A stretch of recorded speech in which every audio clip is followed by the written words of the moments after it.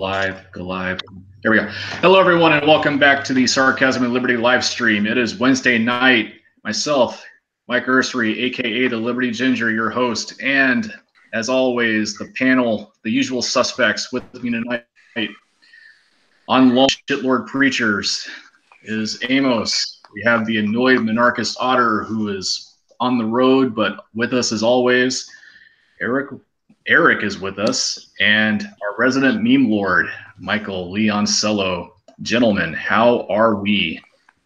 Hey, Good. So glad that the election is over, right? Thank God. Oh my God.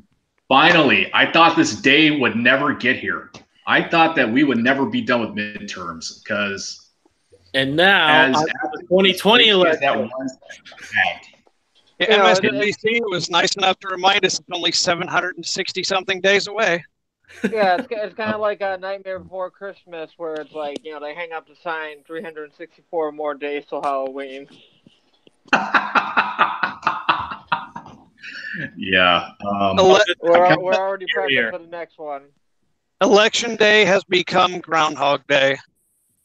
I kind of want the next election to never come. I kind of want it to just stay in the future and never become the present, because as painful as the midterm was, and it was just a midterm, think about how crazy the 2020 general election is going to be. Mike, you're not saying you're becoming a collapsitarian, are you? No, hold on. If tomorrow never came, then Trump would always be president. He'd be our final president. Oh, is that what we're saying?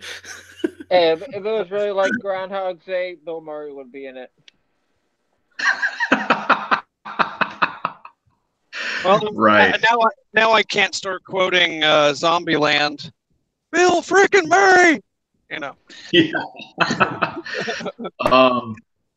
So some of the things that happened last night, the GOP's majority in the Senate grew, but the Democrats took the House. I'm not sure how many seats they hold in the majority, but it's not a big majority. So for months we heard about the blue wave that was supposed to come, and it was more like a blue sprinkle. They lost seats in the Senate. Barack Obama campaigned for like 4 or 5 Senate candidates, and they all lost. Oprah Winfrey campaigned for one, and that person lost. And everyone almost everyone that Trump campaigned for won their election. Did you all see the trend? Winning yet? Did you all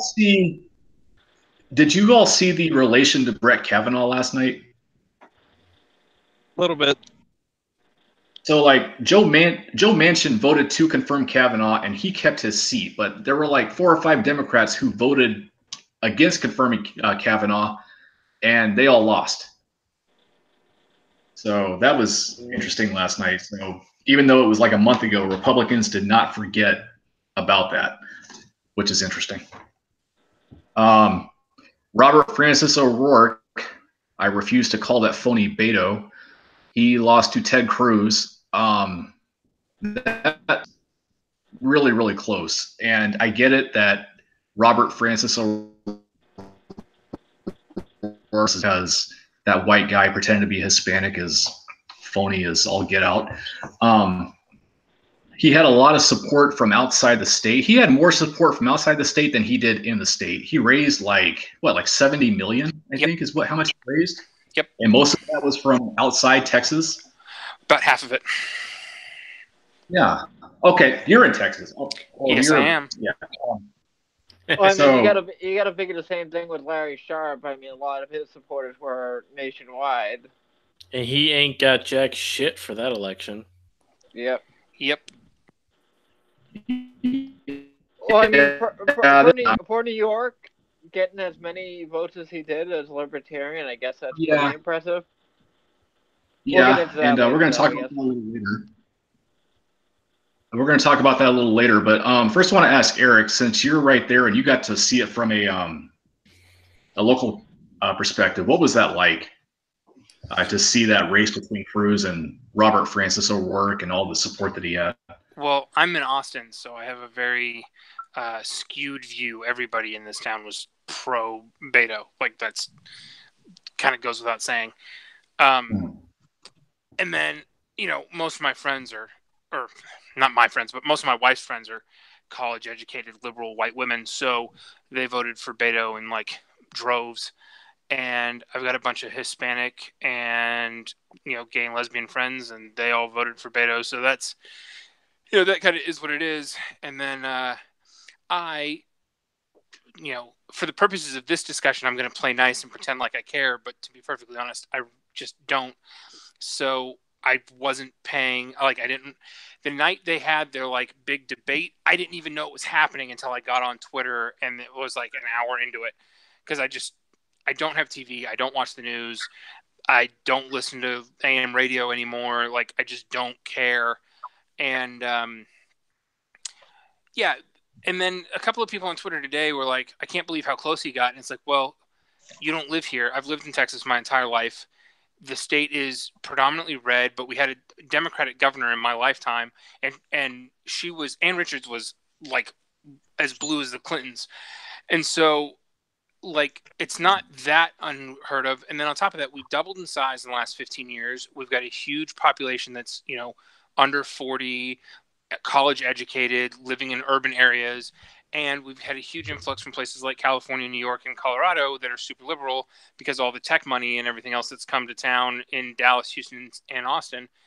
And so, like, the state's changing quite a bit. And I'm kind of surprised.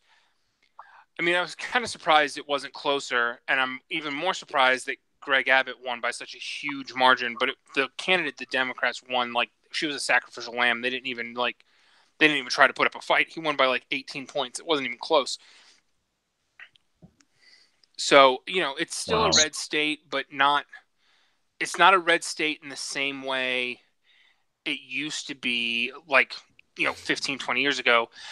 Although I will say the other piece of it is Beto's a terrible candidate, right? Like, he's bad on law and order because he's, as far as the Democrats are concerned, he's not soft enough, quote unquote soft enough. He's bad on Israel. He's bad on the wars. He's okay on legalization, but not really. He's really heavily pro regulation and taxation, which is, you know, looking at Ohio and a couple other places that have legalized, but then like the monopoly scheme they put in place is almost worse than it was before.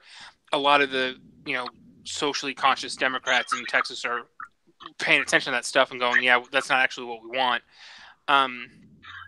You know, and he didn't campaign well. Like, he's a goober. And so, yeah, Ted Cruz is a, you know, stuffed suit and a douchebag, but it, like, I mean, I played the like giant douche versus shit sandwich on repeat for like a week. And, you know, I spent most of yesterday morning talking my wife through what she was going to do as far as voting was concerned, because she wanted to vote. And it was like, she's like watching it, and I'm like biting my tongue going, I'm not going to say anything. I'm not going to say anything. I'm not going to say anything.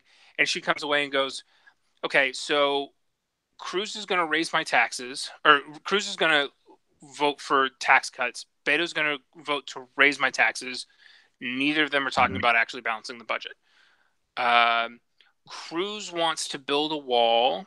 Beto wants to give everybody citizenship. Neither of them are talking about actually dealing with the problems. You know, Cruz is super pro cop. Beto is super pro, like, they had a big piece of their debate where it was like, you know, Beto comes off pro Black Lives Matter, and she goes, neither of them are actually talking about why is anybody getting shot at all. And so it was really funny to watch my wife is super not political, so to watch her go through that and come away with it going, yeah, they both suck. Like, they're both awful candidates. They're both terrible people. And so I couldn't have given a crap who won. I wasn't terribly surprised by the outcome. But honestly, I'm a little surprised the gap wasn't narrower, if that makes sense. Okay. Now, if O'Rourke is as bad as you say, why is he so popular? Why are people flocking to him the way that they have? Because he's a punk Gen Xer, right? Like he's not your boomer older siblings. He's not your boomer parents or aunts and uncles. He's a younger generation, and I think the part of it is like the Democrats haven't ran a successful state level candidate in like 30 years. Or well, let's see, Ann Richards got voted out of office in '94. She lost to George W. And so since then they haven't had a successful state level election at all. So their candidate pool is real slim, just kind of in general. And they've all got kind of major issues. And Beto doesn't have any real, like, oh, this is a major this is a deal breaker. They're like, this is going to be a real problem. So that's part of it. The other part of it is he's not like, yeah, I mean, he's just not some old white farmer, which you get a lot of. And I don't know. There's a couple of Hispanic guys that could run. The Castro brothers come to mind. They've both been mayors of major cities. One of them was a congressman for a while. The problem is they've both got massive corruption scandals in their past, and it wouldn't play well. And I saw some article floating them as possible presidential candidates for 2020, and I'm like, y'all obviously didn't do your research because there's no way they make it, out of the primaries. And so, yeah, the candidate pool is pretty slim pickings, and there's a huge push. I have a couple of friends that are politically active in the Democratic Party, and like on the national level, politically active. And there's a huge push to turn Texas blue, because if they can get Texas blue, the whole country is blue for as long as they can maintain that. Texas is big enough now that there's enough seats that if you can get the 2 Senate seats blue, the Senate will go blue forever, is the thinking. And so they're looking for the best they can find, and I think there's a decent chance that Beto is the best the Democrats can find currently. There's not enough incentive for, say, some of the like socially progressive business types that live in Austin and Dallas and Houston to throw their hat in the ring, because there's not a clear-cut path to victory.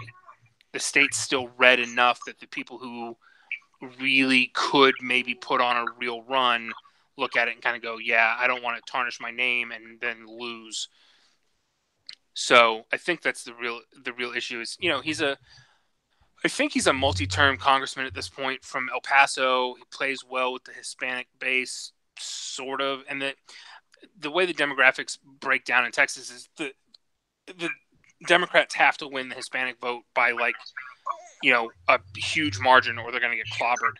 If they don't win, 85% of the Hispanic vote, they lose massively.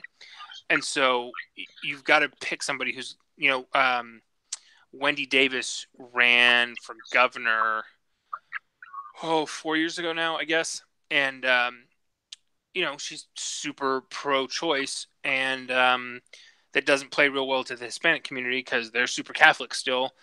And, so she super underperformed, and they lost real badly. They had a ton of egg on their face. So they went looking for somebody who could, play the Hispanic base and at the same time not alienate the progressive, wealthy white people. So I don't know. The Democrats have boxed, especially in Texas, but in a couple other places that I've been paying attention to, have really boxed themselves in with the whole identity politics thing, because you've got such a weird balance of, like Barack Obama is the perfect candidate, but how many of those are you actually going to find? Right. They were kind of portraying him like he was going to the next charismatic Democrat, kind of in that same Bill style Clinton of vibe. Yeah. And the problem is he's not that charismatic, right? He's not that guy. Yeah, well, he's a goober. He's not the kind of guy that comes into the room and wows everybody and shakes everybody's hand, and he doesn't have that kind of charisma. He just doesn't have it. Right. I've only been able to watch that election from the outside. I'm not like in that state, so I'm not able to see like all the local coverage. But I've only seen like mainstream media coverage, and they make it seem like he walks on water. Yeah, he interviews well, right? Like he interviews Mm-hmm. well, but he doesn't receive well live. He interviews well because you can clean him up in post pretty well. Like he gives all the right answers. He's not going to embarrass you. He's not going to flub a line. Like he interviews well. He gives reasonable stump speeches, but he's not drawing a crowd. He doesn't have that I was a Rush Limbaugh, like Glenn Beck Republican. Let's see, when would this have been? This would have been 2004. And Barack Obama gave the speech at the Democratic National Convention when he was still a state senator. I remember that. Yep, I remember that. I remember that too, and I looked at it and immediately said, that guy's going to be president. Yeah, exactly. I was watching it. You watch that thing happen, and you're just like, holy crap. Like, that dude has it, right? Like, he's talking about how great America is and the example we can be on the global stage and yada, yada. Like, he's got all the pieces. Beto just doesn't have that. And for all of Ted Cruz's faults, which are innumerable, the guy's a good speaker, right? Like, he was the debate team captain at Harvard, and he was the Solicitor General of the state of Texas and argued successfully more cases in front of the Supreme Court than anybody else ever, if I remember correctly. Like, the guy can debate, the guy can speak. Say what you will about the guy, because he's a creepy douchebag, but like he has enough presence, and he understands his base well enough. He understands the boomer, hard red Bible Belt conservatives that are going to vote for him in Texas. He understands what they want to hear, and he knows how to deliver it. And so, yeah, he didn't have to try to play up his charisma factor. Nobody's looking at Ted Cruz going, yeah, that guy's charismatic. They got to play up the oh yeah, no, this guy knows what he's talking about, and yeah, he's a lawyer, and lawyers are bastards, but he's our lawyer, and he's our bastard, and that's okay. And Beto doesn't have either of those. They tried to play the charismatic, oh, he's the cool guy, he was in a band, and he still skateboards, sort of, and he eats at Whataburger, and blah-de-blah, and it's like, yeah, you want him. I heard somebody, and I think it might have been Gavin McInnes, say that all this, mess about Trump, everybody freaking out about Trump versus Obama is like, well, we just had 8 years of having a cool dad, and now we have the super not cool dad, and that's the problem.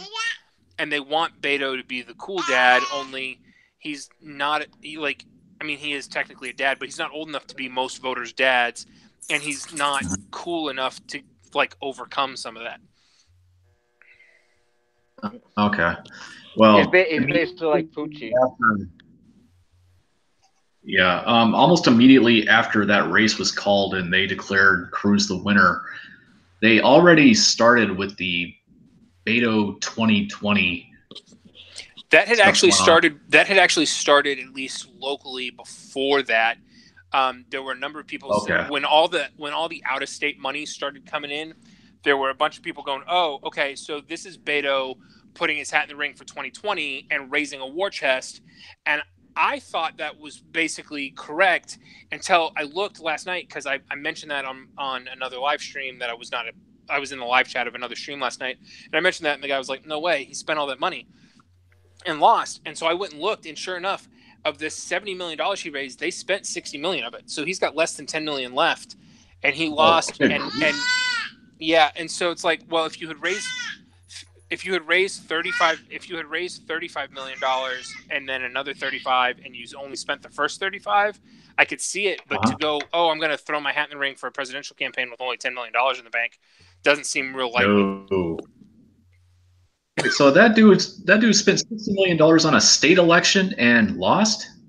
That dude spent $60 million on a state election, and 30 of that in the last quarter. Wow. Yeah, and still lost by, I think it was 8 points. It wasn't that close. Well, I remember at one point it was like Cruz was up like 52-47 at one point. I don't know what the final tally was, but Yeah, but to spend $60 million and lose by 5 points, like that's not great. Right. Yeah. Well, that's amazing. Wow. The one race that libertarians were watching last night, and one that, well, actually, I'm sorry, I take that back. Two races libertarians were watching. One of them was in New Mexico, Gary Johnson running for senator. The other one Boy, in New did he get York, Larry shellacked. Sharp running for governor. Yes. Okay. So once again, libertarians, well, I should say the Libertarian Party had another lackluster showing. I'm willing to, as far as New York goes, I'm willing to say that it's New York. First of all, Cuomo has a pretty tight stronghold on that state because it's so dark blue. Larry Sharp did get enough votes to get the party on the ballot going forward, which is us. But when you look at New Mexico, Johnson, former two-time governor, former Republican, plenty of name recognition in that state, he gets 15%. So I see that one as a failure for the party. I don't know what you guys think about that. And he was a Republican as governor, obviously, right? Yeah.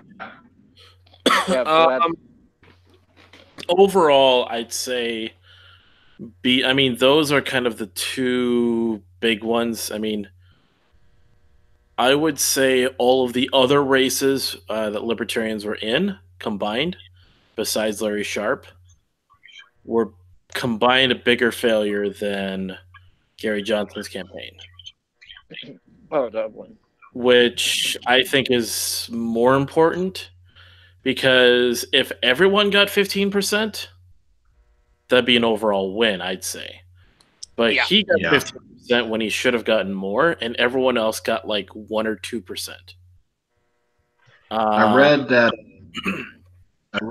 in Iowa, the party lost their ballot access in that state because they did so poorly last night. Yeah, Maryland too. A couple different states lost ballot access. Yeah, then that's the big issue is you had a lot of these people. I mean, how is it that the only people we heard about was Larry Sharp and Gary Johnson? Because Gary Johnson was the former presidential candidate, and Larry Sharp was the most, I'd say, probably the most charismatic kind of guy, and actually had some good ideas that he could rationalize and talk about. And he was able to get his own media. Yeah. So then you had all these other guys that I only ever heard of because I had some friends that interviewed them on their YouTube channel. Yep. You know, the guy from Minnesota who I tried reaching out to didn't even have 400 likes on his Facebook page. Was the easiest guy to get a hold of. And I didn't even hear about him until about a week before the election because Facebook showed me the candidates. Looked up his stuff, looked at the stuff he was posting. How can you run a campaign where no one knows about you? Now, granted, he got like 17,000 votes out of a state of 5.5 million people with a 70% turnout rate. You do the math. Somehow he secured like 1.2% or something like that. But that was kind of a common theme all across the country. And yeah, I mean, I have a theory on this, if Go anyone's ahead. interested. So Okay. I had no idea there was a libertarian candidate for Senate running against Cruz and Beto. No idea. And my wife found him when she was like trying to figure out who to vote for yesterday, and she went and watched his video. And he's a 1994 contract with America Republican, using the L name because they don't have a home in the Republican Party anymore. and that's the problem. He was a Bob Barr kind of a candidate. It was worse than that, but yeah, similar. Wow. It was, if this had been 1994 or 1992, I mean, it was Buchananite. It was paleocon, not libertarian. And then I went and looked at a bunch of other libertarian candidates, and that's the problem, is if they're running a bunch of paleocons using the libertarian name because they have no home in the Republican Party. Yep. Well, to be fair, if the Republicans hadn't rejected the Goldwater-esque message from '64 onward, then the LP wouldn't even exist, because the GOP would actually be conservative. But in my opinion, anyway. Yeah, but I think you're seeing a regression from the Ron Paul era Libertarian Party that was actually making strides. Absolutely. Back to paleocon, like the central bank is okay, but we'd prefer it didn't happen. The wars are not great. We'd prefer you paid for them and not debt funded them. Constitutional republicanism versus libertarianism, and you're never going to win third party. Like, you're not going to make a dent third party going, well, we can get all that stuff from the Republicans, and why? Like, the Republican base has already told you they're not interested. They've voted for the other guy over and over and over and over and over again over the last 30 years. Or if you want to go back to Goldwater in '64, like, even longer. So I think that's really, there's no... Ron Paul was the most libertarian candidate that's ever run, like radical libertarian, and he ran as a Republican and got way more gumption than any, like, you're never going to run a paleocon as a libertarian and get any traction. It's just never going to happen. Yeah. Here in Missouri, Missouri was another one of those Senate races that the whole country was watching, between Claire McCaskill and Josh Hawley, and Trump came here like, gosh. Ding dong, the witch is dead. Witch, old witch, the wicked witch. Ding dong, the wicked witch is dead. Let us all have a round of applause. Yes. McCaskill is out. But like, Trump came here like twice in the past like week and a half. Like, he campaigned for Hawley hard in the state. The Libertarian candidate for Senate, I had to look up his name just now. His name is Japheth Campbell. This guy did not even try. I mean, this was a highly contested Senate race. You had people on the right who did not like Josh Hawley. This guy could have put in a little more effort. I'm not saying he would have won, but he would have made a much, I don't know if he got any votes. Like, I walked in there yesterday and I wrote NOTA, N-O-T-A. I did not even pick anybody's name. I didn't like Hawley, definitely didn't like McCaskill. I knew nothing about Japheth Campbell. So I don't know how many votes he ended up getting, but like, this guy did not even try. I mean, what is the point of running for Senate or any office if you're not going to at least campaign for it? Speaking in book deals. Mm-hmm. But now, yeah, and like Amos was saying, it's like all these guys, like, no one knew anything about them. Like, I'm a libertarian, and I found out about the one libertarian candidate running on the Massachusetts ballot like 3 days before the election. If I knew like a week, even 2 weeks ahead of time, I would have helped him try and put the word out a little bit more. Yeah, right. And also the thing is, it's like, how you mentioned the write-in ballot.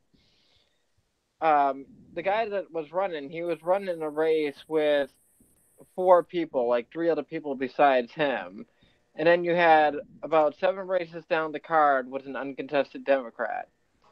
So it's like, libertarians are like trying to win these races where it's like all these like other third parties are like all congested, and you have a Democrat and Republican Party, and then there's just no one going against. I'm sure it's a lone Republican in a lot of states, but for me, it's a lone Democrat running uncontested.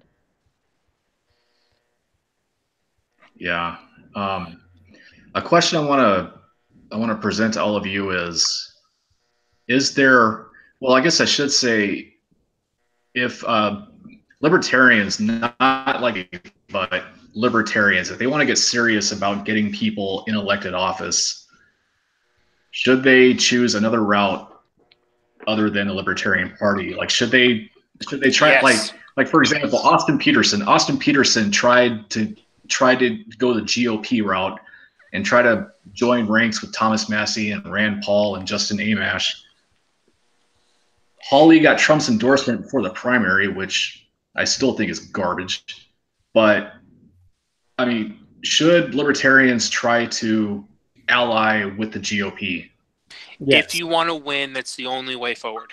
Yep. So this is the big problem I had with the initial reaction. Well, I should say initially when Johnson, I mean, I've talked about this before. Initially when Johnson lost, obviously lost, you know, everyone, like a lot of the party kind of shit on him because and tried to pick apart how he wasn't quote unquote libertarian enough. And then you started seeing a lot of these other people, other libertarians hopping in, like thinking they could do a better job. And the only thing about Johnson, why he, I think, was a really good choice for the presidential candidate was he was the most electable person, I think, in that we had to choose from.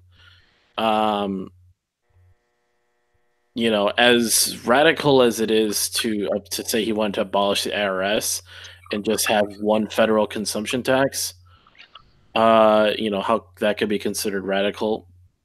It's still a pretty small step compared to some of these other candidates that the Libertarian Party wants to push forward for other positions. I mean, you need people that are definitely libertarians, but they have to present ideas that are achievable. You cannot just push an idea like, I mean, as much as I completely disagree. I'm thinking in terms of the long game. You want your minarchist sort of. You're never going to win against the Republicans who can tell you, yeah, we want all of those things too, and we have more money and we are going to win, or we stand a chance of winning and you don't. You're never going to moderate the Libertarian Party and beat you're not going to be half a click to the right of the Republicans and win. It's never going to happen. That's just my thought, is something that, you know, and if that does, you know, like we were talking about trying, you know, allying with the GOP, that means allying with them and getting some of those policies in there. When I say ally with the GOP, I mean you need to infiltrate and take them over from the inside. That's what I was. Right. No, I agree with that. I'm just saying is you need, you know, so you need some that are going to get in there and get the policies in there, which is, I think so. I should rephrase. You got to play the long game and you got to get some policies in there before you can get the more ideal things in there, like abolishing the IRS. Like if you want to play electoral politics and you want a chance of winning the long game, that means abandon the Libertarian Party, be the right wing of the Republicans and infiltrate and take over. And that means locally taking over the party at the grassroots level so that you get to pick county chairs and you get to pick election commissioners and you get to, like, that's what that's going to take. If you really want to play, the game is so rigged at this point, blue versus red, that any green, yellow, whatever, you're not going to win. You don't stand a chance. It's rigged so heavily against you. The only way to do it is to take over one of the two big parties, and you're seeing the socialists do that in real time. Yeah, like they're actively moving the bar on the Democratic Party. The Democratic Socialists are winning that game. They are moving the bar further to the left. They're making them at least acknowledge the left, this ultra left talking points. The Republicans haven't had to do that in 15 years. Right. I mean, you hear Republicans and conservatives playing, saying small government and all this, but they're still very pro-war. They're still dogmatically and ideologically pro-life, which is kind of tricky. But I mean, but then you see the left who's actually playing, you know, instead of taxing the rich and all that, they're talking like they have the identity politics and social justice talking points that they're inserting in there too, to make it more appealing to NPCs. We have to infiltrate and use the tribalism of the two-party duopoly in our favor. Otherwise, we're not going to just be an outsider. And we're not going to be the Republican Party versus the Whigs and pull the rug out from underneath them and make them disappear. It's just not. I mean, if you can't completely just play, a libertarian playing the Mega Millions lottery type chances of becoming president and instituting Ancapistan tomorrow, versus have a better chance of playing the long game and hopefully see a more libertarian leaning America within our lifetime, hopefully. Like, I mean, even if we get a libertarian president, I don't think anyone's pressing the Rothbard button anyways. No, I'm not saying the Rothbard button, but I mean, do you? Yeah. The Rothbard button executive order. Look, I think Ron Paul proved you can be wildly limited government, anti-war as a Republican and get a lot of traction. There's a lot of room to play that game and make strides. Win Senate, like the Thomas Massey, Justin Amash, Mike Lee in Utah, like that crowd, the kind of Tea Party crowd. You can play that game. And if you're actually running libertarian candidates as Republicans, you might even be able to drag them further into libertarianism and make it. And like, there's places you can make that dent. I don't see the libertarian candidates running as libertarians being better on those issues than the guys I just named, and not counting Ron Paul. Like, I'm talking, like, nobody running as a libertarian is better on the libertarian issues than Rand Paul and Thomas Massey and Justin Amash and Mike Lee. Like, the only guy that's even close was Larry Sharpe, and look what he just did in New York. Right. Here's one question I have. We talk a lot about like the libertarian endgame of what it is that we ultimately want. And do you think that libertarians might be too aggressive in trying to push that endgame without explaining the details of how you get there? Like, we always talk about how we want no income tax, we want no federal minimum wage, we want no wars, we want no, we want to end the drug war. Can I answer both of these at the same time? Because I really didn't get into that last question. Sure. Yeah. Yeah. So, like Amos was saying with the long game, it's like, look at what Ron Paul has done for recognition to the Libertarian Party. I think right now, with everything so insignificant and this whole two-party duopoly, we definitely need more prominent libertarians go into the Republican Party and actually build in the name of the Libertarian Party, much like Ron Paul did, much like Massey, and more people recognize the name now. That's a simple fact. On the second question, I think you're absolutely right, because the common person that's used to the status quo, and they kind of like the libertarian ideas, and then it's like you kind of take it too far with, we don't want to lower taxes, we just want to completely eliminate taxes and like build a private society. That scares a lot of people away. Right. Yeah, but I think which libertarian candidate is actually running on that platform? Because I've never seen one once. On eliminating the income tax? On eliminating no, not eliminating the income tax, eliminating all taxation. Those are different questions. Well, what libertarian candidate have you heard of? The closest, I guess. The closest actually, from what I've heard explained, is you have Gary Johnson wanting to eliminate the IRS. Yeah, that doesn't scare most people when you say, hey, like, the fair tax has been a thing for 25 years. It's gotten plenty of traction. There's a book about it that's run by mainstream Republicans and not really libertarians, although I guess Neil Bortz kind of claims he's a libertarian and he kind of came up with the idea. But, like that's a thing that exists. Sorry. What? I said Neil Bortz is not a libertarian. I'm sorry. Yeah, but he uses that label. So, I'll give him some credit. Yeah, I mean, you got that, and then you're talking, and then you hear like Sharp was really pushing for not. I mean, he actually played away from the lowering taxes angle and talked a lot about cutting spending. Yep. And privatizing roads. Yeah, I mean, he was talking to issues that affect New York directly. And honestly, his education plan was really, really good. The Minnesota governor candidate for the Libertarian Party, his angle was to play like referee between the left and the right in his state.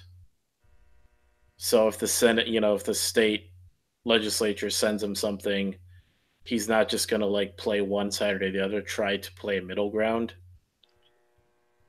which I didn't get.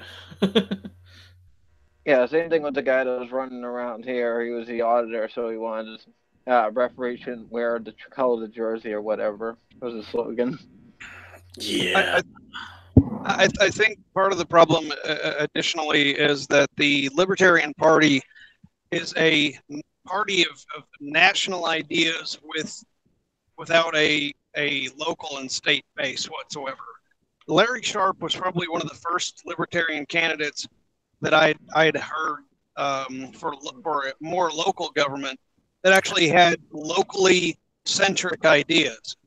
All of the Libertarian Party candidates I have in Arkansas have ideas that it feels like they shoehorned state issues into a national string of a list of ideas, and it just doesn't work. It just sounds forced. They don't have. No one seems to be speaking to how a smaller government locally should be would be good and should be implemented. They don't have the base. And is the basis of running a national party. Like, if you can't win on the local level and build over time, local and then state and then national, you're never going to win the national. Exactly. Yeah, and what also the thing is, it's like, I think there's a lot more libertarian-esque candidates than we like to give credit to, but none of them are running under libertarian. They're just writing basic independent because they don't want the label. The label is going to hurt them, and that's their mindset. Even Nick Sork, I saw a sign. I saw something floating on Facebook where he was just representing independent. Now, that's the chairman of the Libertarian Party. That was because the party couldn't get ballot access for his race, I think. Oh, okay. Even if he is a raging douchebag. But even still, it's just like, you see these kind of libertarianish candidates, and they're familiar with the party, and like, you kind of talk to them, and they're kind of on board with the Libertarian Party, but they don't want to use it for the label in the election, even if it's something small like school committee. Yeah, because you have a whole other level of education necessary to get people over the hump of, oh, isn't that like the crazy third party like the Greens or whatever? Yeah. It's an extra hurdle. You're just throwing extra weight in your pack on a 20-mile ruck that you're not going to finish mile 15 on. So I just looked this up. So here were the election results for the governor race in Minnesota, and the bottom two. So there are actually four parties on our ballot. Libertarians got absolute last place with 26,000 votes, 1%. Wow. Guess who got more than Green that? Party. Green Party. The grassroots or the legalized cannabis party. Yeah, because they get the single issue voters. 2.7%, 68,000 votes. Now, Well, I wait a mean, minute. that's like 75% of the libertarian vote right there, anyways, right? Yeah, single issue marijuana voters, absolutely. I'll let everyone know so I actually, when I went through the ballot, I had basically a priorities, like, okay, if there's a libertarian, vote libertarian. If there's not a libertarian, vote the legalized cannabis candidate. And if those two are not there, vote the, and this is just me, vote the Republican. And then if there wasn't that, vote who, and if it was like a court one, like a judge, vote who isn't the incumbent. Yeah. Just to change it. Well, I had like 7 races where it was uncontested Democrats, and every single one of them I wrote it. I'm totally pro going and just like being a spoiler and voting against all of the incumbents regardless of party. That's hilarious. And actually, that was my reasoning was, if this guy's already been there, give the other guy a chance. That's. But then it was weird. Like, our mayor was uncontested, so it made me really think. Like, Wait a minute. I don't understand something here. This is Minnesota. We as libertarians are always being told that we need to move to Somalia if we don't like it. Minnesota has the largest concentration of Somalians of any state in the country. Why are there not more libertarians in Minnesota? And one of their districts is now represented by the first Somali American, who was elected to the House last night. Oh, really? Now, as far as like some things that libertarians want, we might see some of that in the near future. Jeff Sessions was fired today. I know the official report was that he resigned, but Trump asked him to resign, so he was fired. You're fired. Right now, he is. Anyway, Jeff Sessions is out, and I can't remember the guy who is the acting AG right now, but there's going to be one later on. Who's appointed and then confirmed. But you got to think, with Jeff Sessions being out and with the Democrats taking over the House, I was thinking about this today. 2 Democratic issues are prison reform and drug reform. And with Jeff Sessions out of the way, who is very pro-prison and very pro- He's gone. I'm just kidding. He's gone, yes. You got to think now, is Donald Trump going to work with who's going to be soon-to-be Speaker Pelosi and the Democrats to, one, if not lift the federal ban altogether on marijuana, at least get us closer to that, and then work on prison reform? I was thinking about that because he's already shown a propensity for the prison reform thing, right? Like he's meeting with the Kardashians and whatever. Yep.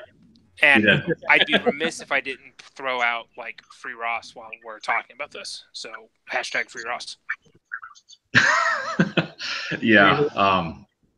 Kanye was trying to get his prison sentence commuted. Real quick, what is that again? I'm actually not versed on this. Ross Ulbricht. He was a game. Sessions was also Sessions also said it was a priority to get Assange extradited to the States to be prosecuted too.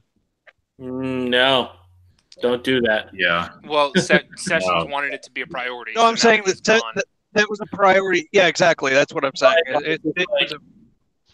Don't do that. Well, no, of course not. Here's like the thing I was thinking about this today. Whenever you listen to Nancy Pelosi speak, her mind is pretty much gone. I mean, like she's 78. She's old. She's been there for a long time. I remember whenever Trump was first elected, and she meant to be talking about Trump, but she kept calling him Bush. And then somebody had to whisper in her ear and correct her and say, "Hey, that's Trump, not Bush." And she's like, "Oh yeah, I meant Trump." I'm wondering if believe all women. She was talking about Bush. Right. If this term coming up is going to be her last one, she's going to retire. And she gets to retire as speaker, and she gets a chance to push a lot of it's going to have her name on it because, like drug reform, infrastructure, prison reform. I was thinking as long as Trump and the Democrats can play nice with each other for a couple of years, because for one thing, it's really going to work in the Democrats' favor because if they can't get their own issues passed because they're not willing to work with Trump, Trump gets to use that against them in 2020. Yeah, here's the thing I think you're probably going to see is healthcare is going to come back up, and you're going to get single payer or some version thereof. Oh, good Lord. Yeah. Oh, boy. Oh, boy. But it works in this country and that country. And what would be really nice the thing you're going to get is Trump going, well, the deal that we got under Obama was obviously awful. Everybody's premiums are up. Everybody's coverages are down. Everything's more expensive. If we just wipe the slate clear, open the private markets up, open up interstate policies, and offer Medicare for everybody who can't afford their own, that's a better deal. And I think that's what you're going to get is you're going to get a single payer option.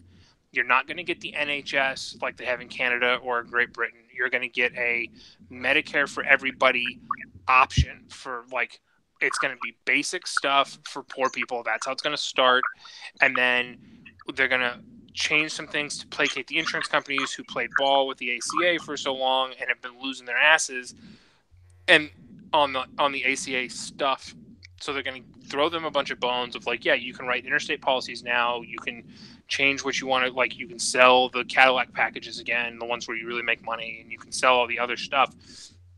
But in return for that, the taxes on healthcare are going to go up so we can pay for Medicare for everybody. And I think that is sellable both to the Democrats and to the Republicans, who are both pissed about the ACA, and that was the point of the ACA in the first place. I have a question I'd like to pose to everyone. Is it possible that the Freedom Caucus now uses this turmoil and where there's split government like this, and uses that opportunity to push their ideas with Democrat support, marijuana, crime reform, prison reform, et cetera, Yes. Slightly better health care proposals that are a little more free market, and uses that as an initiative, as if, what's the word I'm looking for, description I'm looking for, kind of what's that thing in parliamentary government where the small party actually controls the how the ball gets moved down the court. Y'all know what I'm talking about? Yeah, there's a word for it. I can't think of the word. But I think you're going to see one of two things. You're either going to see that, where the minority opinions in the major parties are able to get a bunch done, where they're where the overlapping interests of the DSA crowd and the Freedom Caucus crowd and the Libertarians kind of overlap. You could see a lot of that. Or you're going to see total gridlock, and there's no in between. You're either going to get a bunch of backroom wheeling and dealing, and a ton of crap is going to get done over the next 2 years, and it's going to make Trump look like a genius, or nothing is going to get done, and it's going to be complete gridlock, and the 2020 election is going to be even more contentious than this one was. Sweet meteor death, release us. Yeah, I mean, it's one or the other. There's nowhere left to go, right? The Democrats have backed themselves into a corner, and their base is so wound up that if they don't get them some sort of something, the only way out is, I don't know if it's full blown street violence, but the only way out is is the Democratic Party dies. That's the least bad scenario is the base is so pissed at the ineffectiveness and the inability to get anything done, and having lost 2 rounds of elections badly when they thought they were going to win big on both of them, that the party has to reevaluate, and it just crumbles and dies, and they have to start over. Or you throw everybody as many bones as possible to keep the can kicking down the road.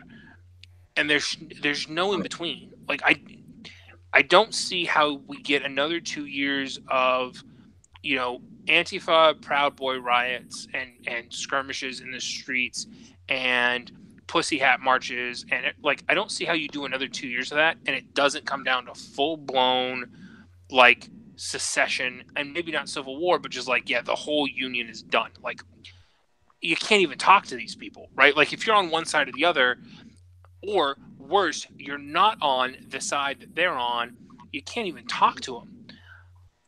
There always comes a year when everyone finds out that Santa has stopped putting presents under the tree. And that day is coming. Yeah. Yeah, man. It's always rough. Yeah, the bill comes due at some point, and I think the bill is either due or it's coming due quick, and there's only so many options left. Everybody's backed themselves into a Mexican standoff so badly that if you can't convince everybody to put the guns down, like, that's the next step. Did you just say Mexican standoff? That's right. Did.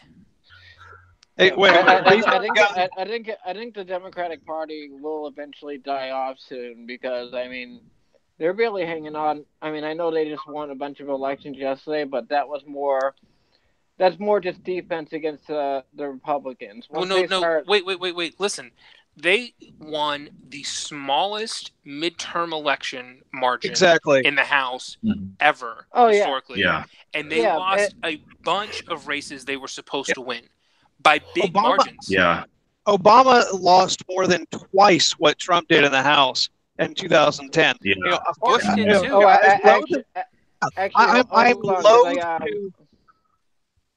I am loath to celebrate any victory for Trump, but there it is. Sorry, go ahead, Mike. Yeah, but I actually saw this tweet. I don't know how accurate it is because it's just a tweet, but it seems pretty accurate. It's all the midterm election seats, House seats lost by president, and Trump actually tied someone. Can you guess who he tied? Coolidge. Reagan. Yeah. Reagan. Wow. Okay. Reagan and him both had 26, Truman 29, Bush 30, Truman 45 again, Johnson 47, Ford Nixon 48, Eisenhower 48, Clinton 52, and Obama a big 63. Wow. Yeah. Yeah. So I don't think, like, the Democrats didn't win anything last night. Yeah. Is anyone wonky enough? To keep going on my point. Sorry to interrupt that. I just wanted to finish this up. I think the Democratic Party will eventually die out, and you'll see things more turn into, like, you're going to have, like, that green, like, socialist party for all the people that are going more left, and then you're going to have, you know, people split in between the Libertarian and Republican Party, and I think it may actually start to equal out, which is actually a good sign. It's going to distill into Progressive Party, and the blue collars and the yellow dogs are going to have nowhere to go. Well, I mean, you haven't had a major party realignment in the U.S. in like 100 years. Since the Whigs, yeah. Yeah, it's been more than 100 years.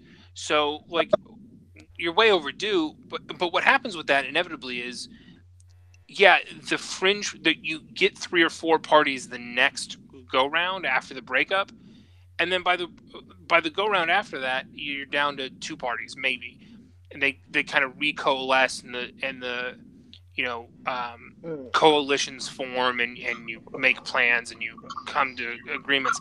I just don't. I mean, you guys know me. I don't know how the union survives that this time around. One other thing on the House switch up. Is anyone here wonky enough to know or to have quick access to what the number of retirements were in those respective Congresses that a bunch of them. Died? No, I know this time, but I mean comparatively to last time, to all the other time, because how many of the retired seats had switched this time around versus how many other retirements happened in the previous years we were just comparing? I don't even know how you would look that up, but more to the point, you're going to start seeing a lot of that because what you've had for the last 25 years, but really for the last 35, is you've had a bunch of boomers in power, and they're all 80. And so you're going to start, they're between, my dad's the last year that anybody considers a boomer, and he's 60. And he's not really a boomer. He's on the tail fringes of it, and his older sister's 75. And so, like, his parents were a lot older. And so, like, what you're going to see is a major transfer of power, and the boomers are going to start retiring, and Gen X is a lot more liberal than the boomers ever were, even the Democratic boomers. And so the next round of Congress people, even the Republican Congress people, are going to be more socially liberal by a long stretch. And so the question, for me, the question really isn't like, hey, is there going to be a major realignment between red and blue? It's like, no, I think the parties are like, we just got done talking about how the Democrats are at risk, but I think the Republicans are almost as badly at risk. They've championed basically endless war for going on 18 years at this point. Like, yep. And it's all been deficit funded while they preach small government and lower taxes. And it's crazy. And their base is getting sick of it. And, the boomer base that's afraid of immigrants and is hardcore conservative Christian is starting to die off. And let me tell you, as a disaffected Christian, parents are boomers. That parents are deep red Republican boomers. At least when I was a kid, they're not anymore. But my generation looks at all that shit and goes, "Yeah, you're out of your minds. We're not going to keep doing that." And so, if the Republicans want to keep winning, like they can't keep. They're not going to get to play to the Fox News crowd forever. The Fox News crowd is dying. Like literally, they're literally, as a demographic, they are literally dying off. And so I've actually watched a couple of neocon boomer friends start getting converted to, where did my party go? All of a sudden, they're starting to say things that Ron Paul did 20 years ago. I'm like, way to wake up. Welcome to yeah, exactly. The grand old party just becomes the old party. They're sitting there sending their grandsons to something and realize to a war in the Middle East, and they're they watch their son go to in 92, 91, and they're like, our great grandson's going to go there if we don't figure out how the hell this ends. Well, plus they're about to get. I think they're about to get super betrayed. Like, I think they're going to get sold, single payer health care and not tax reform, but they're going to change the tax code again. So you're not going to get lower taxes. You're just going to get different taxes. And they're going to get, I think they're going to get sold out again.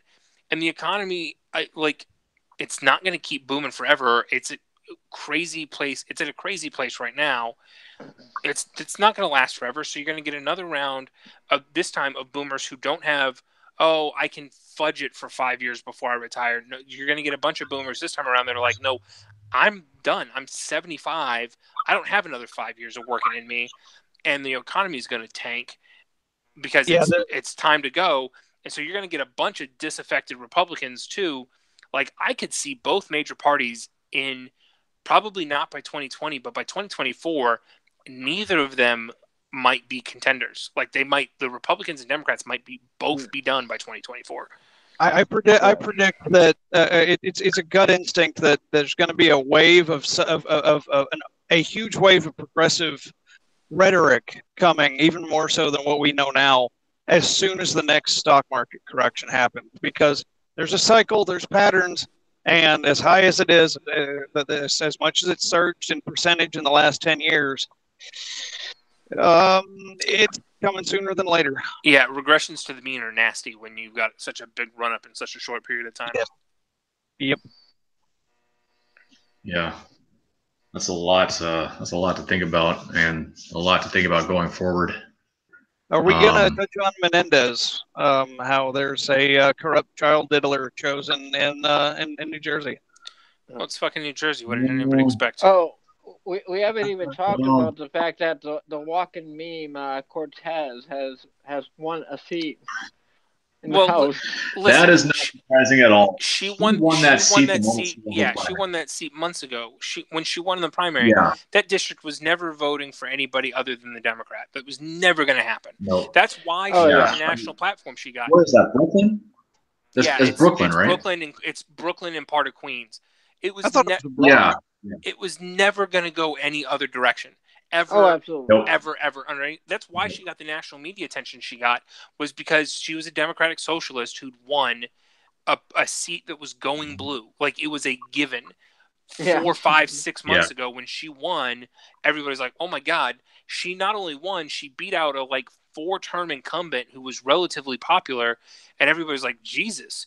Like, I mean, they just elected a Democratic socialist. Basically, the primary was the election, and that was all anybody needed to know. Well, it seems like a lot of these elections were just kind of like, I don't know what word to say, but you kind of saw there was a bunch of highlight, first Native American woman from North Carolina, and I saw one. There was another one too. There were two of them. The damnedest thing. You got to listen to this one. It was the first lesbian mom. Yeah, I saw that one. What? Yeah. What? First lesbian. What? Well, listen.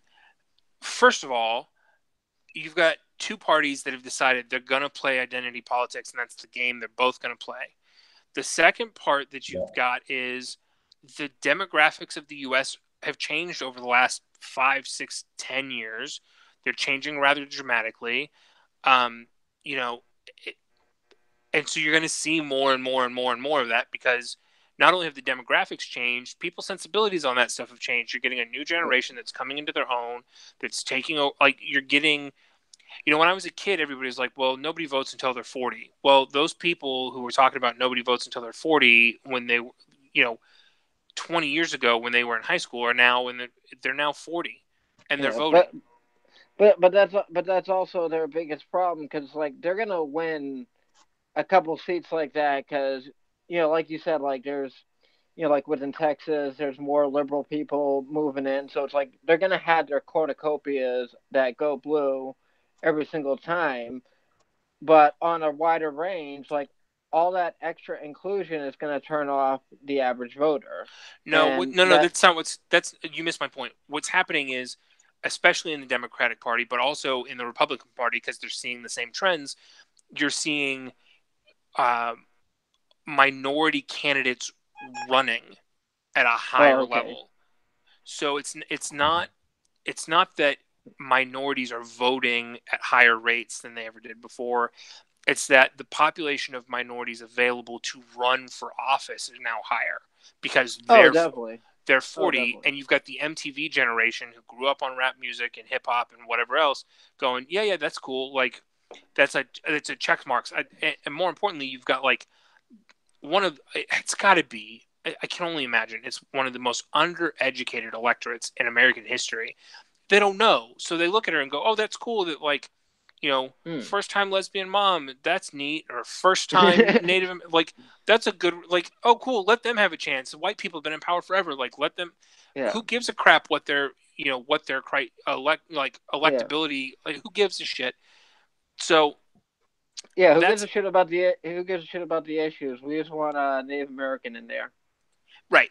Yeah. Because we want to be we don't want to be the unpopular white kids that don't get invited to the party. We want to be the cool white kids with the black friends, or the Native American friends, or the Hispanic, whatever that looks like. And, I've got limousine liberals. I've got 6 Hispanic siblings. I could give a shit about identity. I just do not care one way or the other. But that's what you're getting, is you're getting a bunch of people who grew up in super white neighborhoods and super white areas and had no minority friends, going, all of the media I've consumed for the last 40 years has told me it's super uncool to be only white, and it's super cool to have a United Colors of Benetton ad as a friend group. Yeah. So that is a priority for electability for those people. Yeah. Regardless Or of it's issues. or it's like they do have like, you know, one black friend, but like his parents are like doctors and lawyers, so it's like, you know, it's not like they don't know the urban areas. Yeah, there's a lot of that. I live in super white West Austin, like super white, and there's a ton of that. There's an absolute. The problem is Austin in general is super white, and so there's a limited amount of minority candidates to vote for in the first place, and so it's just there's definitely a lot of the like, oh, we're not racist, we voted for Barack Obama thing going around. There's a ton of it. Right. Yeah, that's a lot to think about going forward. And even though no one pays attention to these candidates' issues, they're still campaigning on platforms. It's just no one pays attention to them.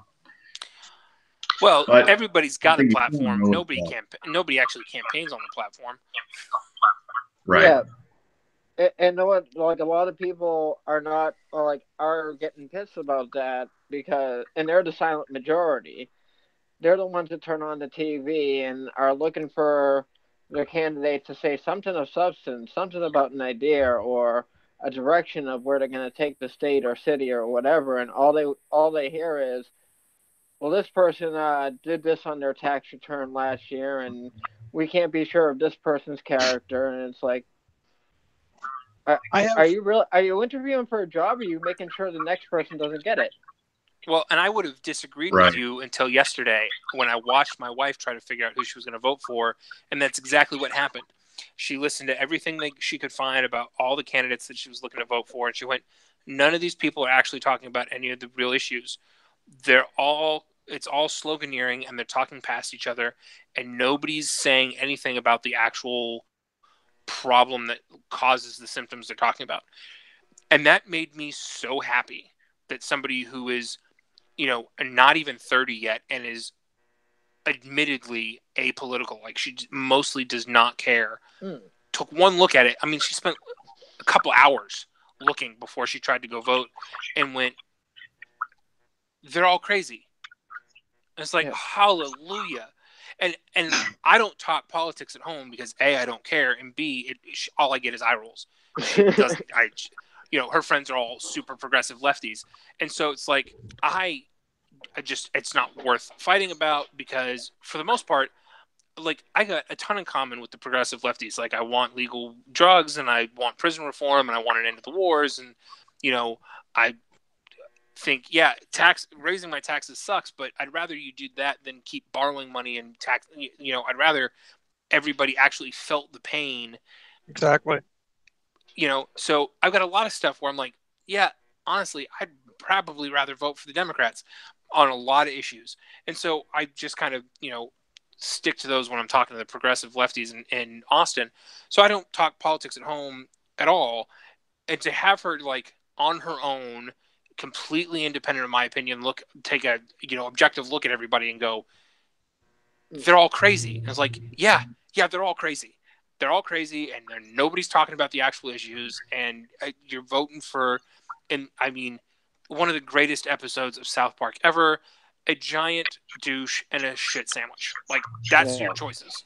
I'd like you were saying, like, for instance, my uncle, like, he's like the embodiment of a typical guy. Like, he works and he loves sports and, like, drinks beer.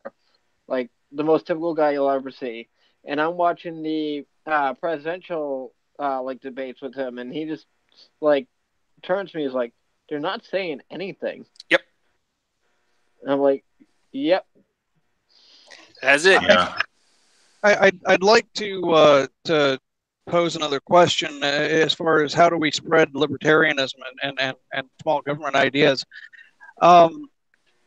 I think one of the biggest hurdles we have is that we've got 2 or 3 generations of publicly educated people who were educated by the government, who have been going on the message of what government should be doing for them ever since the chicken in every pot fireside chat from FDR, and prior to that when he got elected. But we've got a problem of no one asks, why is the government interfering in my life, instead of why isn't the government interfering in my life to make it easier for me more? And one of the hardest things for libertarians to do is to appeal to the sense of how government is in the way of everything that for somebody else, not just for these 2 or 3 issues that are important to you, to me, to the metaphor you that somebody's talking to. It's how do we spread the message of self-reliance, independence, and finding solutions that don't appeal to authorities and force, when so many people are hell-bent to say, I want more government force in my life because this is too hard for me, and I don't want to have I want my Peter Pan life that I was promised.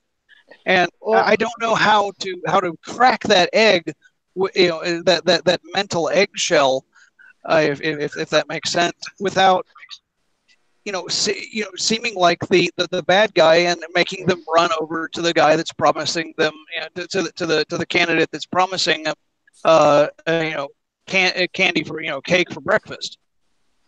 Well, here's the thing about it. It's like, when it comes down to it, people just really want stuff in their life to make their life easier. They want their ideas enforced. Yeah, well, hold on. They just want the stuff that they want. They want the medical coverage. They want to be able to live a comfortable life. But the whole thing is they grow up thinking that the only one that can provide that to them is the government. You just have to explain to them, like, no, you're not reliant on the government. You're reliant on services. You're reliant on services like the ambulance, like the weekly trash pickup, like the post office, and those are just services. And you don't necessarily need a government for all these things. Now, obviously, I don't think there's ever going to be a time where we're in complete anarchy. But you can start weaning people off, like, okay, maybe we don't need the state to run the subway system. Maybe we can have a company come in and do that. Maybe we don't need the government to run the schools. Maybe we can have actual private schools come back into style. Little by little, start chipping away at the government's job over all of our lives. Because they're taking a lot of sectors. Oh, absolutely, but it goes slightly deeper than that. It's the root of where those services come from, and that comes from having things taken from one group and redistributed to another via those services. Right. And for so many people, we've had 2 or 3 generations of people that think that's moral because someone doesn't have something, and I don't know how we break. I don't know how we break that idea without being the bad guy. Well, know what it is? It's not that they think it's moral, because if you ever really question someone, they get stuck. They get stuck, and then they'll start changing the subject on you and hold close to their They go to that they go to that angry NPC panel. Yeah, and it's just because it's like that's what they know. That's what's stuck in their head. Everything comes through the government, and that's what's stuck in their head. They won't defend it as moral because they know deep down that their argument is flawed. But until you remove that mindset, nothing's going to get done. You're never going to So I grew up around addicts, and one of the major things that you learn from addicts that have been in 12-step programs that I think is the big takeaway from 12 steps, regardless of how you feel about any of those things, and I've got plenty of feelings about them, is you can't help people that don't want to help themselves. So exactly, but we've got a country of people who the way you fix it is to set an example and fix your own life. And when people ask you, hey, how are you doing that thing? Why does your life look better than mine? What is it that you're doing that I'm not? Then you get to have that conversation. A really good friend of my parents has this concept of multi-generational thinking, and his whole perspective is you don't fix this in a generation. It's been 4 or 5 generations to dig this hole out. It's going to take you. I'm hearing Jack Spirko and Bingo. Yeah, you got it. That's the friend I was talking about. Yeah. So, but the thing is that we've got those 2 or 3 generations who look at using the addiction analogy. The government is there to enable their bad habits and bad beliefs, and and I totally get that's where the whole collapsitarian mindset, makes that fail, and I'm in large part agreement with it. Nobody wants to see everything burned to the ground, but forest fires are rejuvenating, right? But at the same time,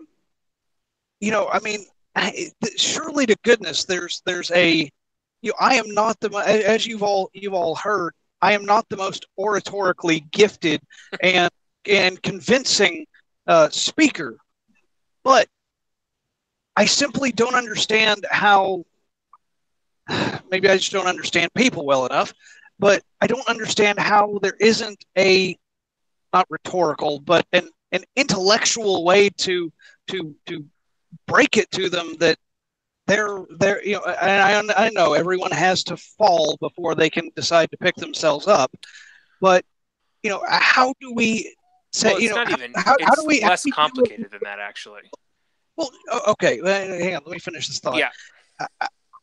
There's got to be a way of, without treating someone condescendingly or speaking to them condescendingly, of the equivalent, the government equivalent, the political equivalent of, this stove is hot, don't touch, you're gonna hurt yourself. Does that make sense? Without being condescending and insulting? Yeah, Okay. It absolutely makes sense.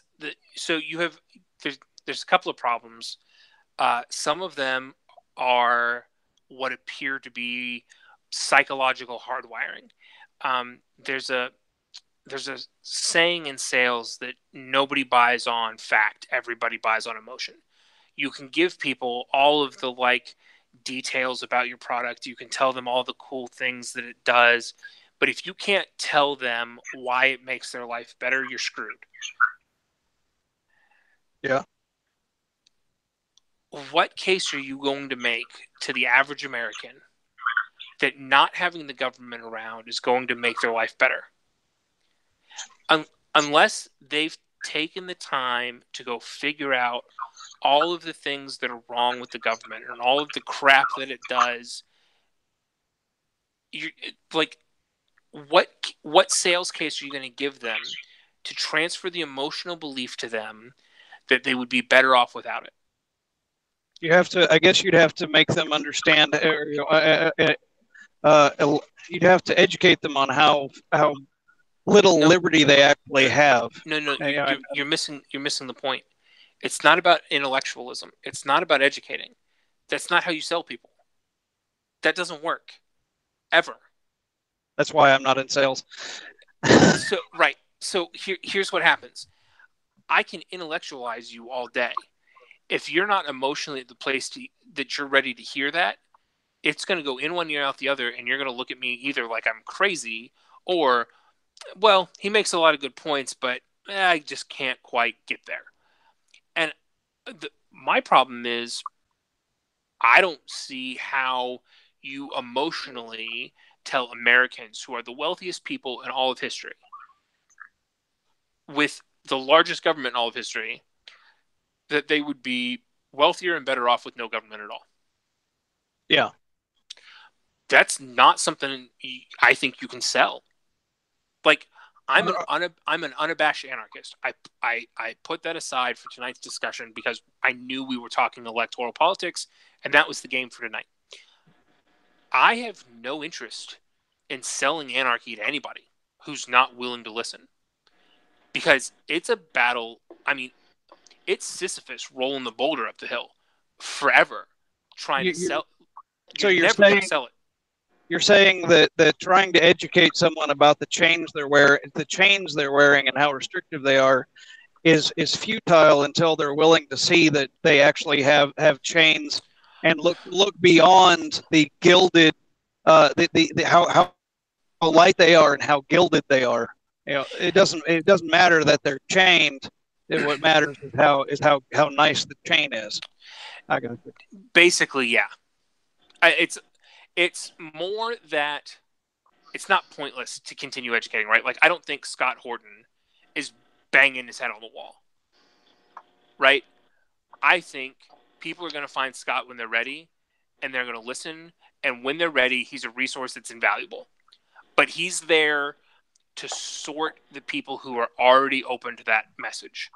He's not there to help people go down that road. Does that make sense? Yeah, he's a Sherpa waiting for someone to find him. He's not seeking customers. Right. So the only way to fix it I think Jack. I mean, you mentioned Jack. I mean, he's super correct about this. The only way to fix it is to fix your life first, and then the life of the people that you have direct interactions with, and it's a chain reaction, and that's how we got here in the first place. I mean, I look at somebody like I don't know if you guys all follow him, but I think most of you do follow Skip at the Free Rifleman on Twitter. The guy's got like a minor militia going. Like, he's got all his neighbors involved. They all go to like range days, and they all are working on stuff together. They've got a co-op that brews beer and stuff. And that's how you do stuff. Like, my parents have the same kind of thing going on where they're at, where it's like everybody's got different tools and different skill sets, and they, like, one Saturday a month they get together to do this thing, and another Tuesday they do that thing. And like, that's how you fix it, is little pockets of people doing non-political stuff that doesn't involve the government, that makes everybody's life better and rebuilds the communities that have been picked apart by the welfare system and Social Security. And the nanny state that the U.S. got sold 100 years ago, or almost 100 years ago, is so insidious that it broke up the family unit, the religious beliefs, and the church, and the community centers, and the mutual aid organ. Like, it took out all of the support structures that allowed the American society to exist in the state of most limited government possible.